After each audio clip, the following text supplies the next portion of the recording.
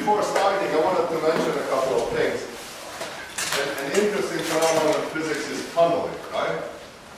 Tunneling is associated with the fact that basically, according to quantum mechanics, everything can be described in terms of a wave function. Right? And if you have a potential barrier, there's a finite probability that the particle can go through this barrier even though it's infinitely high. It decays exponentially and then it comes out. And we'll talk about this more in optics. But I want to show you guys a trick. Okay, so here's a piece of climbing rope, and I'm going to make it tunnel through my neck. Okay? Now, this is dangerous, and sometimes there's a little blood. So if you're skiing, close your eyes. Okay? And I really have to concentrate to change Planck's constant. Okay, are you guys ready? It's pretty scary. Are you ready? 1,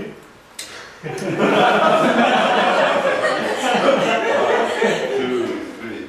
I have to shout in order to focus my chi. Are you ready? 1, 2, 3. Get! Alright. What's this?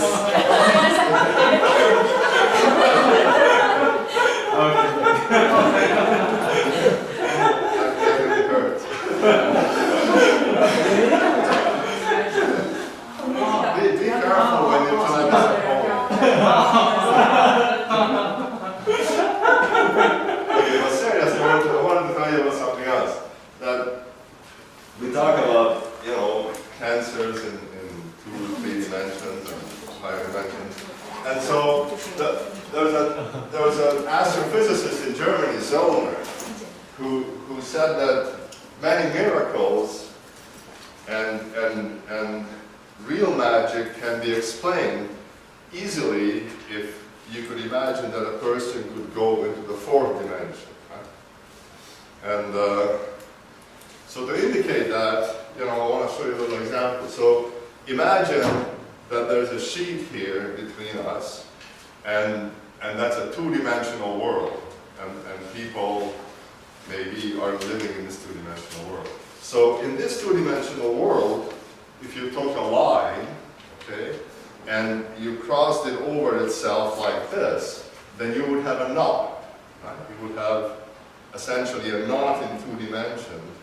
And the only way to undo the knot is to pass the end of the string through across the line, and then the knot is undone. Okay? But now imagine that somebody in this 2-dimensional world could go into the 3rd dimension. Then they could just come out of the 2 dimensions and undo the knot. Right? So if you can go into a higher dimension, you can do things that cannot be done in the world that you live in. Right? So here's a, so we live in 3D, so let me make a knot. Okay, so here's a knot. And now that knot is sort of topologically embedded in the string. And if I were to twist this, I mean, it doesn't matter what we do, so long as the ends of the rope don't pass through that loop, you cannot undo it. So even, you know, it doesn't matter what you do, eventually, you know, you end up with a knot, right? With the problem. And so there's no real way of getting around that. But now suppose that somebody could go into the 4th dimension. Okay? They could do the kind of trick that I showed in 2 dimensions. Right? If somebody here could go into the 4th dimension, then they could undo the knot, you know, just by simply untwisting it the way I showed you in 2D. If somebody could go into the 4th dimension. Okay. Yeah, foolishness. Okay, so I have started here.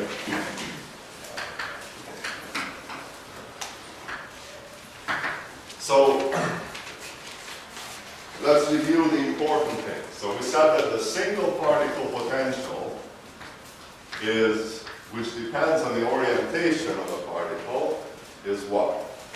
Nick? I wasn't raising my hand, I was just getting ready. Oh, I know. I'm still asking you the question, what does potential look like?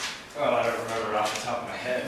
Look at my But notes. don't look at the notes. I mean, we can all look at the notes, but you have to think. I mean, it depends on the orientation somehow. So, what describes the orientation? There's the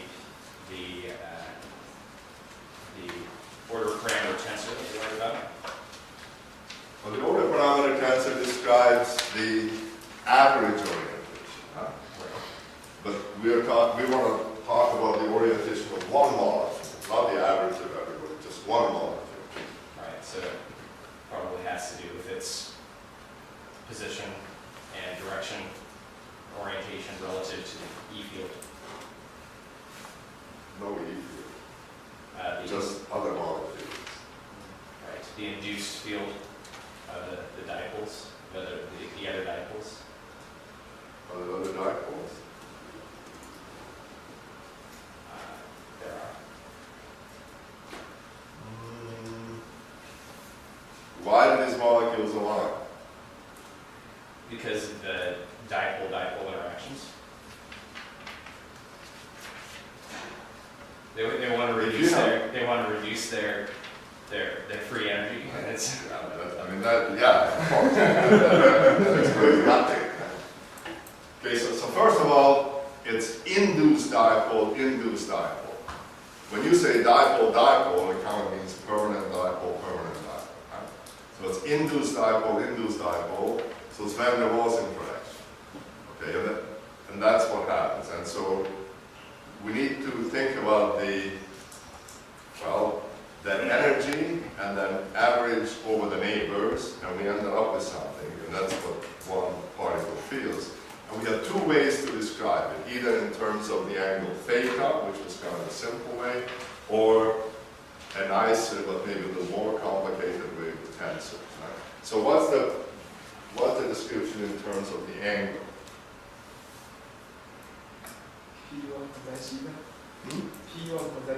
Right, so the orientation is described by the second, let's P2, right.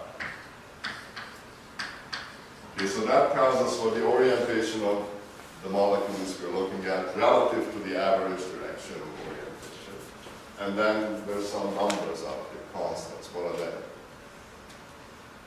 This is something you need to remember. So first of all, this only works if the neighbors are aligned, right? So we have the order parameter S here, right? And this is the average value of P2, averaged over all the neighbors. So, and this is kind of like a molecular field. This is acting like an electric field to align the molecule we're looking at. And we said that there's just some strength, interaction strength here, which we wrote in two parts, number density of neighbors, that's important, and just some number, okay, so that, you know, this embodies that complicated expression that we had with Planck's constant, the frequency, alpha squared, 4 pi epsilon naught squared, r naught cubed on the bottom, all of those things. Okay, and we said that this divided by kT is about 2. Right? So that gives some ideas about this thing. And then we have to subtract from this 1/2 of the average. So we have rho u s squared, because the average of P2 is just s. So this was the simple description. And we could write this also in terms of tensors. So we had a little q tensor, little q alpha beta, big Q alpha beta, which kind of correspond to these guys. And here we had Q alpha beta corresponding to S squared. So this is the tensor description. It's just the same. These are scalars, and these numbers are the same except we have a factor of 2/3 here, because when you sum these, then you get this with a factor of 3/2. Okay, so this is the first thing. So is everybody happy with it? So we did a lot of work looking at the details of these induced dipole interactions.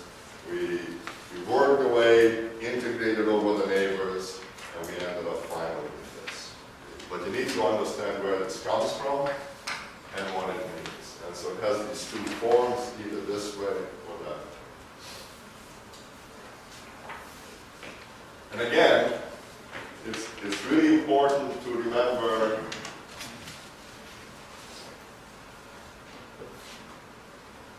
how we got here so that we understand what theta is exactly. We said that in general, we go into our system and have a look at it, and we can construct a Q tensor, and then we had to find a coordinate system where the Q tensor was diagonal, right? And then we put our z-axis along the direction of average orientation of the molecules, along the unique axis. And then, once we've done that, then we have cos theta. So cos theta is that the angle that our molecule makes with respect to the direction of average orientation. Okay? So, everybody happy with this? Now it's really important that you clearly understand what this means and how we got here. Okay? Good.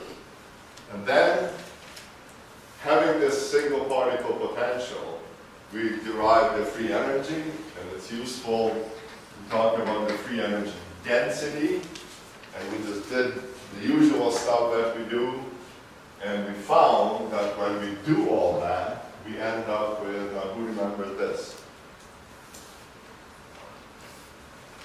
Well, I look at my notes. you need to remember this too. So think you remember? Minus KT ln Q, so... Well, it's always minus KT ln Q, right? But we evaluated that expression with this particular potential. And when we did everything, we ended up with something that was pretty simple.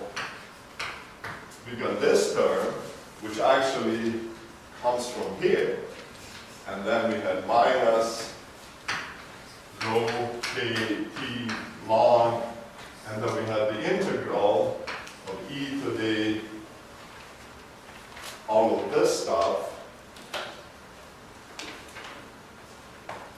So we end up with a plus rho u s p2. I'm going to write out p2 this once. It's 1/2 3 cos squared theta minus 1. And then we have sine theta d theta. So, The integral should be over kt, e to the... over kt, I'm sorry, not over kt, absolutely.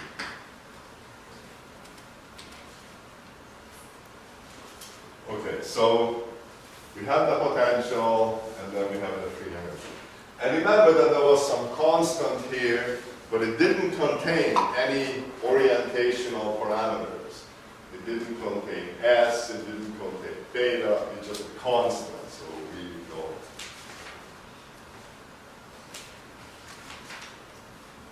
Okay, so first this, then that. What'd you call it again? Free energy density? This is a free energy density because the free energy will normally have nkt, right? Here. I mean, it's kt ln q, right? That's a definition, minus kt ln q. And we said if we have a lot of identical particles, big Q, we can write as little q to the power n. It comes out of the logarithm, so it's nkt. And then if we divide that by the volume, we get n over v, rho k. So this is the energy density. And it's nice because it's independent of the volume. Okay, So 1, 2, and then I made this argument towards the end of the class, and this is really important. And the argument is this. When we evaluate the free energy of a system, if you think back to the ideal gas or the ideal gas of rods, you can evaluate the free energy. We have the partition function, we integrate, you just put it all in there, and we evaluate it, and we can get just a number. Now, we didn't get a number, we got an expression, but it was in terms of everything that we knew. Mass of a particle, kT, pi, e, stuff like that, the volume. It was an expression in terms of all known quantities. But here, yeah, we know the number density, we know the strength of the interaction, we know the temperature, but we don't know S, right? So this is a kind of a funny free energy. It's different from what we expect because it contains an unknown. And then I made the argument that if you have a constraint in your system, you can ask, what is the probability that my system has this particular constraint? And in our case, that's like asking, what is the probability that my system has order parameter S? And just maybe it's worth mentioning how the argument went. The probability of being in state I is just e to the minus ei, or Hamiltonian, either one, kT divided by q. This was a big result that we derived. But if I want to know what is the probability that the system has certain property, then I want to sum over all the states that are consistent with that property. So if I want to know what is the probability that the system has order parameter S, then I will sum over all these guys, which are consistent with having order parameter S. So sum over all the states that are consistent with having average order S. Okay. Now, exactly what those are maybe not easy to compute, but in principle we can do it. I only consider those states where, when I do the average, I end up getting this number. Okay? So we have this. And then now you can see how this works. The free energy of the system in general is minus kT log Q. And Q is the sum over all the states. I can define a trial free energy,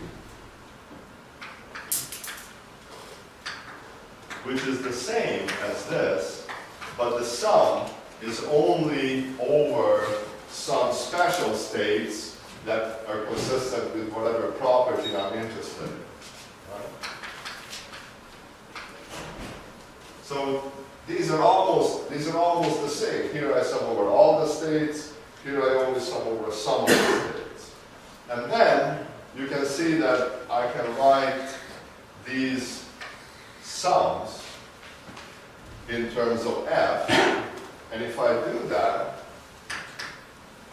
and so to get this sum, I just divide F by minus KT and exponentiate, and we get e to the minus F trial over KT divided by e to the minus F over KT. That's the probability. So,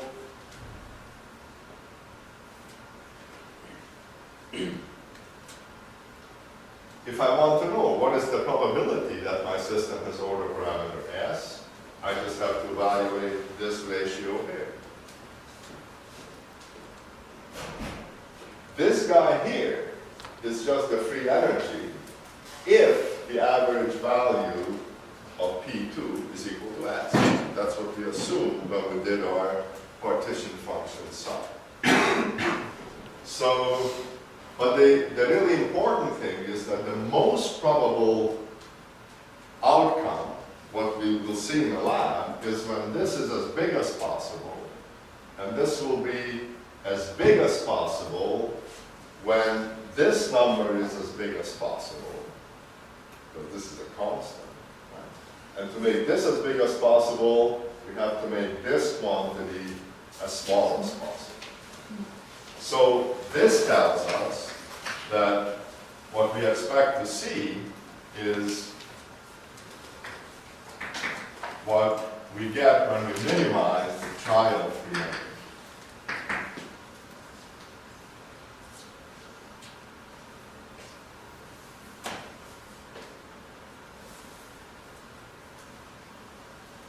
So this is the whole idea. If we want to know what value of S we expect to see in the lab, we need to minimize the free energy gain. And so the logic of doing this is this. Now, people always say minimize the free energy, but the reason why they minimize it is this. If you want to know what the most probable outcome will be, you can see that you need to minimize this. And then when this guy takes on the right value, the actual value, then this guy will be the same as that. The probability will be more. Yes? In here, is the free energy density for only one molecule? Free energy density For means the energy per volume. It tells you the energy per volume. If I take a CC, then this will be, then I have to multiply that volume 1 cc by this, and that will be the free energy of that much stuff.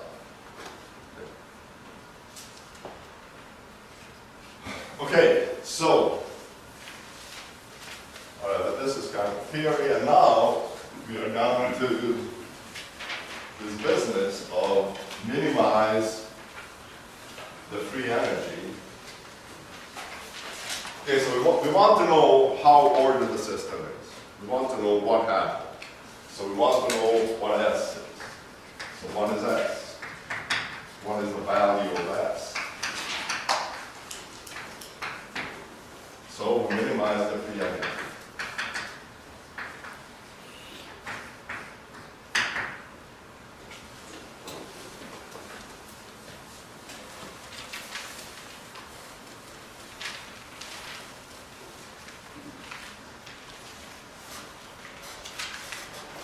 Now, so in terms of what I expect you to know, you really need to know the Meyer-Salter potential. Okay? You just need to know that. You don't have to be able to derive it, although it's nice if you can derive it. But you really should know it. You should be able to write it down. It's pretty simple. Okay, so you need to know that. Once you have written that down, you should be able to derive this from the definition of the energy. Should be able to. Okay, and once you have this, then you should be able to minimize it. Now, how do we minimize this? Just take the derivative, set it equal to 0. That's how you minimize anything. So we take the derivative of the free energy density and set it equal to 0. Okay, so what is the derivative?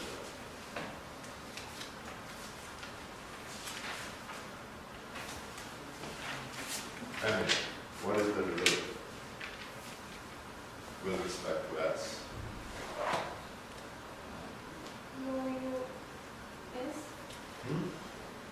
We take the derivative with respect to S. What do we get from the first term?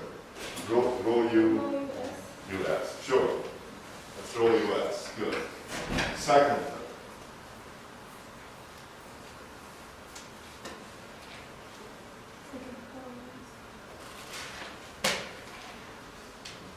So first we have the minus rho kp that doesn't do anything, and then we have the logarithm. So how do we deal with that? The derivative of the logarithm is We what? take that outside, rho u s by kt. Take it outside. Yes, because it's not linked with the, not linked with the derivative part of it. So we have rho u s take it outside. I mean, we have a co-state out here, Right, and we are -1. -1. Yeah. Well, that -1 we could take outside, right? Yeah. But I'm not sure that we need to do that, actually. We're just taking the derivative with respect to this guy, right? So, when you have a logarithm, what do? 1 divided by 1 over that. But the first thing is, this is a log of something, so the derivative with respect to the something is just 1 over the sum. Right? Okay, so we just write over the something, and the something is this awful integral, e to the rho u s p2 over kt sine theta d theta. Good. All right, what do we have on top? Now we have taken the derivative with respect to the argument of the logarithm. Now we have to take the derivative with respect to this. Okay. How do we do that? I think we can do the derivative of the argument of the integral. Right, sure. The integral is just a sum, so we just do the derivative of whatever's inside. Unless the limits are involved or they're not involved. Okay, so just come inside, take the derivative. What do we get?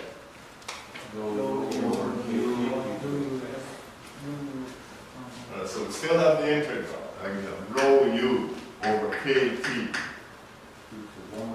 p2. Right? p2. No s. And then e to the same old stuff, right? Rho u s p2 over kt sine theta d theta. Okay, good.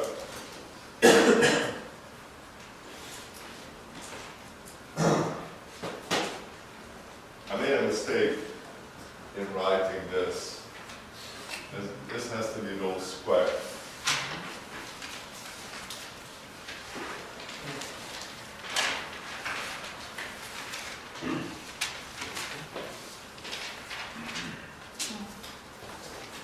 All right. In the minor socket potential as well, or just in the? No, not that. There, it was fine the way it was. It gets squared because, what we did was we put that term up here, we put the rho u s squared over kt up here, right? This is the potential. And when you take that out, it slides out, drops down, the kt cancels, and we pick up another rho here. That's how it is. All right. So that's what we have now. Let's simplify this a little bit. And- This holding p cos by theta minus 1 by 2, we are putting it as p2. Hmm, In the right. polynomial. Yeah, P2 is the same as that. Yeah. They're just quicker to write than all of that. Okay, so now we, take the integral, put it over to the other side, and then you see that we have a rho squared u here, we have a rho squared u here, so those cancel out, and we get this nice expression which says that s is equal to p2 e to the rho u s p2 over kt sine theta d theta divided by the same thing without the p2 e to the rho u s p2 over kt sine theta d theta. So that's it. So now we have an expression for s. Great. Where is the KT? Which kt? Cancel. See, Ah. this kt cancels with that. Okay, so this is great. Now we could solve this equation, except there's a kind of a snag, which is that s is not only here, but it's also here. So that's a bit fun. Right? We have to s appears in a number of places. So this is called the self-consistent equation.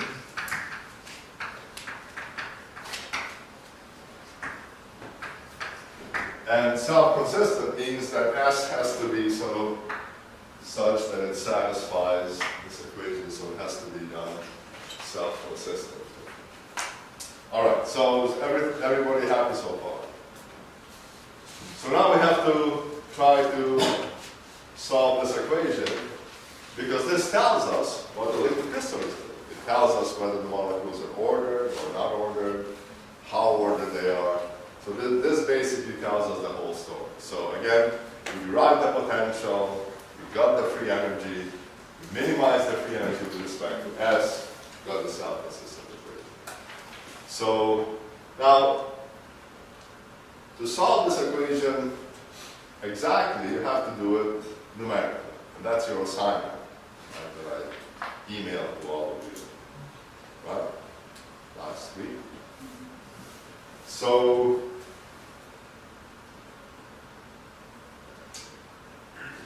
and again, P2 has a co-squared theta, so this is kind of like dx and x squared of P. And so this is positive, first of all. It's not negative, it's positive. And we have x squared, e to the x squared dx. You cannot integrate in closed form. It has to be done numerically. So the problem is not really difficult, it's just that you cannot do it analytically. And that makes it a bit of a problem. So, and this is the exact solution. So your assignment is to solve this problem numerically exactly, so you see precisely what happens, okay, because this describes essentially what liquid crystals do. But right now, let's see if we can come up with an approximate picture for what the solution looks like, okay? And so here's one way to do it. We can try to do it graphically.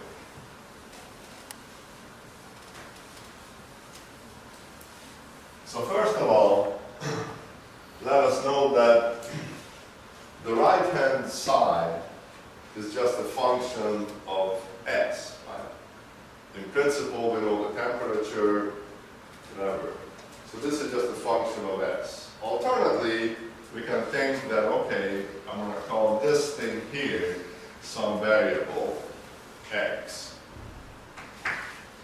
And I can think of the right-hand side as being some function of X. If I give you an X, it's 0.3, then you can do this integral and get a number, do this integral and get a number, take the ratio, and you have a number. So this is just a function of X. Now let me try to plot this function as a function of X. So I want to plot the right-hand side.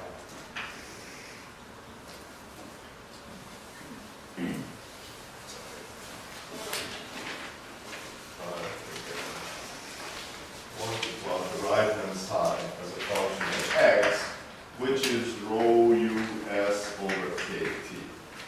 And let's try to sort of figure out what will happen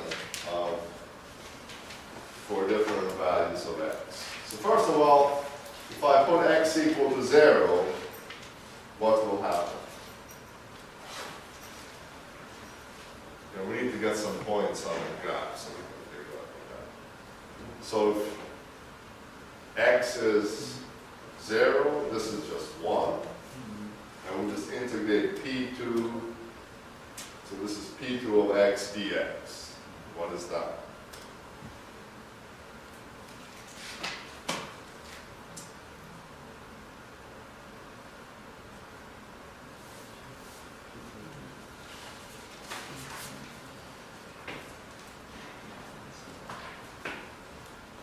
Well, that's just the average value. Yes? 0. 0. Why is it 0? Because it's B2 times B0 dx, and they are right now. Yeah, exactly. So I can think of this as P2 times 1.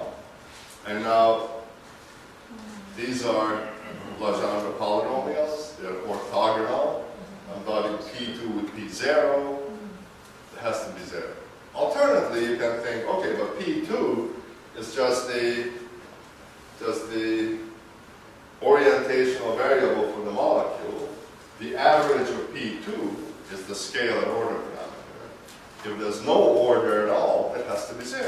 That's how we define the order parameter. Normalize it. So it doesn't matter how you do it. When x is 0, this guy is 0. Bottom is just 1, just a constant. So we know that this thing goes through here. Okay, now, then you can ask yourself, what happens if x is little? You know, if x is small, then you can do a Taylor series expansion, and you can convince yourself that you will get a term which is linear in x. If you make x small, you take a Taylor series expansion, and the first, if you write this as 1 plus xp2, okay, the first term when you integrate it vanishes, and you got xp2, and p2 squared no longer vanishes. We get something which is non-zero, so we get a term which is linear in x. So we have something here like this. If that term was 0, then we knew that the function would have to be flat.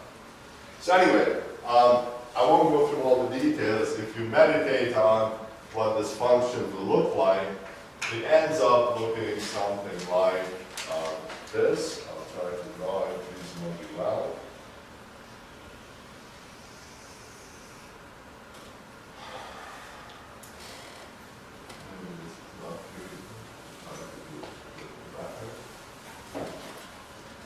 It keeps curving up, and then it does this.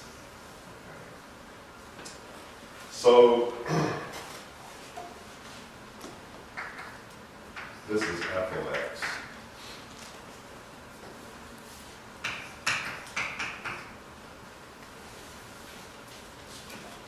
Okay.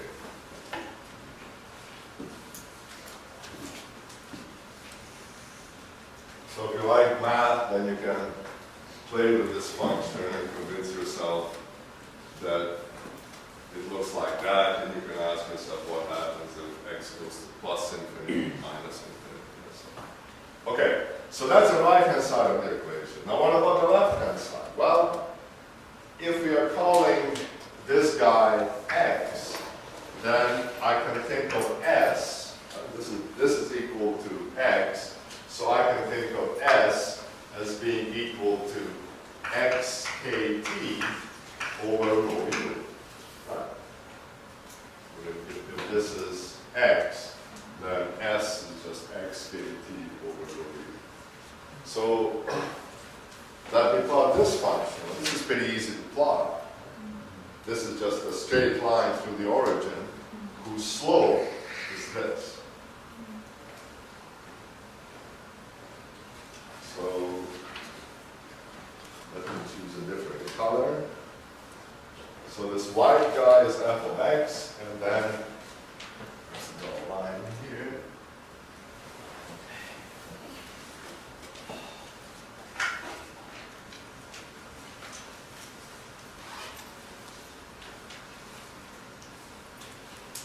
Looks something like this. And so this is S, but this is, what I'm really plotting here is X KT over rho U, which is S. Right?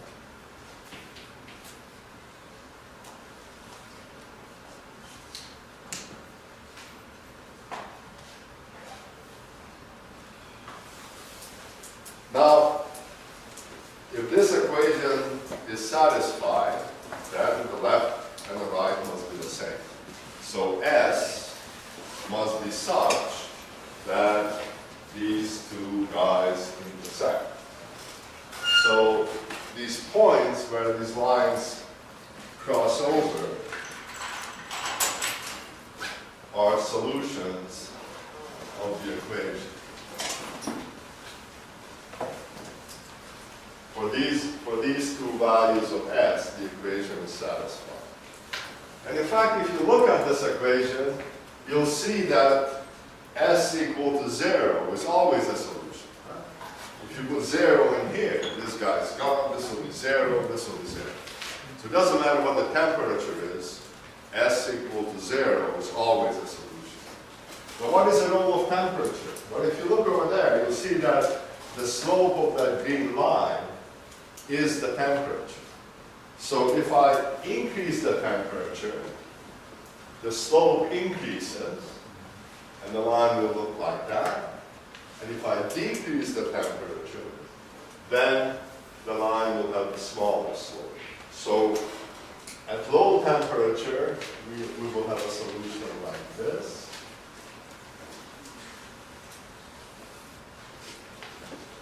Okay, so I'll put X's here. So this is low temperature. And at high temperature, see, interesting things happen.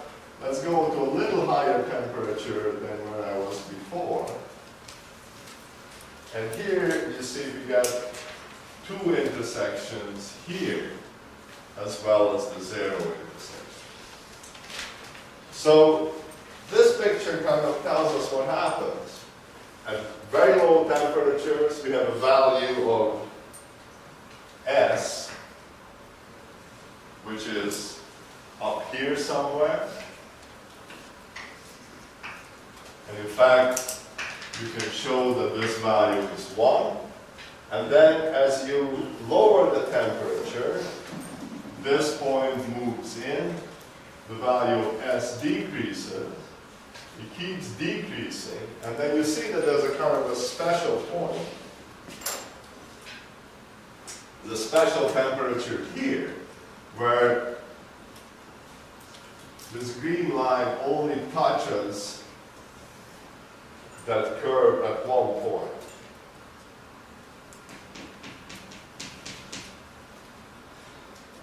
So here we have solution here. If we come down, we have two solutions, here and here. And then these two solutions run together to a single point, and after that, it disappears. So, I don't know if you can see this clearly. Can you guys see fairly clearly, I think?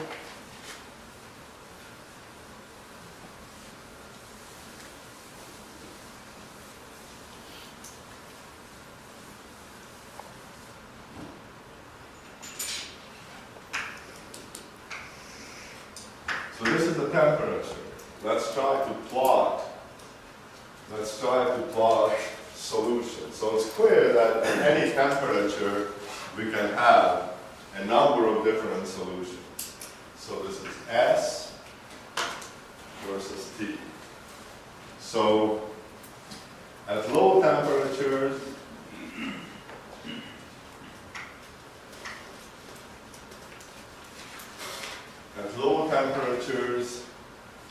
we have low temperatures here. We have S, which is very close to 1. We have a solution which is 0, and we have another solution here, which is negative. So, first of all, let's just note that S equals 0 is always a solution at every temperature. So this is S equals 0.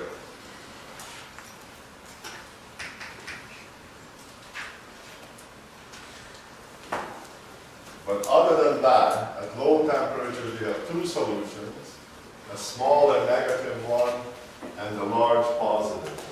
So at low temperature somewhere, you have one point here and a smaller point here. And then as we increase the temperature, we are rotating this line this way. This large value decreases, and this value here moves towards the origin. It moves towards 0. So we have this guy decreasing, and this other guy is doing something like this. At some point, this solution moves through the origin, goes through here, and ends up here. So, fine, so we just keep going. So this curve goes up, and this curve keeps coming down. And then finally, there's a special temperature where these two solutions run together. These two solutions run together somewhere. And after that, the solution disappears. So we have these two solutions. This one, which is the interesting one, and this one, where the order parameter is here. So this is just a kind of an approximate solution that we got from the self-consistent equation that describes pretty well what happens. So at high temperatures, we only have one solution where S is equal to 0. Molecules are disordered. Then we lower the temperature, and suddenly we can have 3 solutions. Well, at first 2, at this special point we have 2 solutions. A 0 solution and this solution here. And then, as we keep cooling the system, this solution splits into 2 branches. And then there's another special point here where the one branch, the lower branch goes to 0, another special point. And then after that, this guy just keeps increasing and this guy just keeps decreasing. And the system is not an even function of x. So it's not symmetric about the t-axis. And that just has to do with the symmetry of the molecules, and you'll see that more clearly later on. But for now, the main thing is that we have the potential, we have the free energy, we minimize the free energy, we have the self-consistent equation. Self-consistent equation tells us what happens. Now, if you do an experiment and you measure somehow the scalar order parameter S for an array, you will find yourself up on this branch. And if you increase the temperature, you find that the order decreases, decreases, decreases, and then somewhere here it falls to 0, and then you have the isotropic phase. So that's how it goes. And it turns out that this theory is in pretty good agreement with what really happens. If you sort of look at experimental data, this theory is in pretty good agreement. Now again, I want to stress that this is the first and maybe the only successful theory of pneumatic liquid crystal. And famous people like Max Born tried to make a model. He got it wrong. And so it's really important that you have a good understanding of this because it really describes beautifully the essential physics of what happens. Yes? What is the significance of the lower curve? That's not what you would measure in a lab. Well, yeah, so that's a really good question. So, I mean, right now, we just want to know that we have this equation, and there are 3 solutions for a range of temperature. Then you have to say, okay, which of these will I see in the lab? And, well, one way to think of this is to go back to the little expression we have for the probability of observing a particular S. You want to choose that S, which makes the free energy the lowest. So to figure out what you see in the lab, you want to plot the free energy on the same graph here as a function of temperature. And look at the free energy corresponding to these branches and ask yourself which is the lowest one. And that's the one that you will see in the lab. So what happens is that this is, in fact, well, both this and this are solutions, but they have different stability. One is metastable, one is unstable, and even that changes, and we'll talk about it a little later on. But the essential feature is, if you want to know which of these solutions happens, you need to look at the free energy and see which one has a lower free energy. And now, this scenario happens a lot in critical phenomenon phase transitions. And well, you have multiple solutions, and then you have to see which has the lowest p-value. You have to move over next door.